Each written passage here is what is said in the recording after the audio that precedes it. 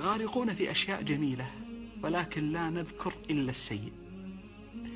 في صحيح مسلم النبي صلى الله عليه وسلم خرج ذات يوم وإذا بصاحبيه أبي بكر وعمر، فقال لهما: ما الذي أخرجكما في هذه الساعة؟ قال: أخرجنا الجوع يا رسول الله. فقال صلى الله عليه وسلم: أخرجني الذي أخرجكما. يعني النبي صلى الله عليه وسلم وأبو بكر وعمر خرجوا جياعا ما في بيوتهم ما يشبعهم، فأتوا إلى رجل من الأنصار كريم فذبح لهم شاة فأكلوا حتى شبعوا. فقال صلى الله عليه وسلم لأبي بكر وعمر: والله لتسألن يوم القيامة عن هذا النعيم. وجبة واحدة، شبعة واحدة، سيسألون عن حق شكرها يوم القيامة. وحنا نشبع في اليوم 5-6 مرات ونغفل عن الشكر ولا نذكر من أحوالنا إلا السيء. يحتاج مراجعة.